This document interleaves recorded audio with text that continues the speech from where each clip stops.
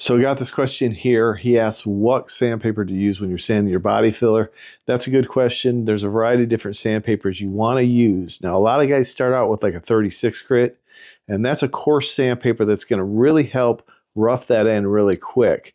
Now, I use a body filler that's a little bit softer. It's U-POL Lightweight Gold. It sands really easy. So I kind of avoid the 36 grit because that creates deep scratches that I have to sand those out. So I start with 80. I'll block sand it and shape it with 80. Then I'll move on to 180 to refine those 80 grit scratches. And then we'll go from 180 to 220. I'll block sand out those 180 grit scratches with 220. Then we move on to 320.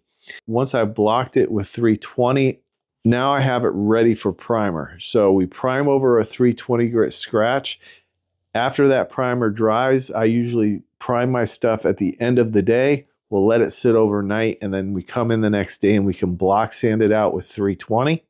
I'll use a guide coat so we know if we have any little high or low areas and we might need to apply another coat of primer. Once that's blocked out, we will sand over that primer area with 600 and the entire panel with 600 so we can do our base and then blend it out into the rest of the panel and clear it.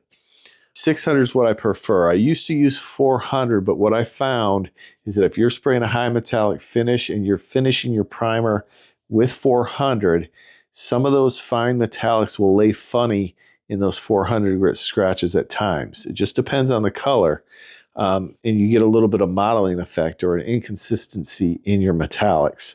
So I just eliminated 400, went right to 600, and we finish everything with 600 right now before we apply our base.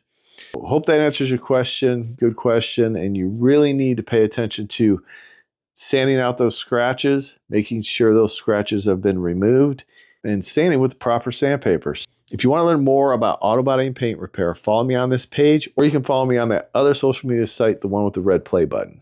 We'll see you next time on Garage Noise.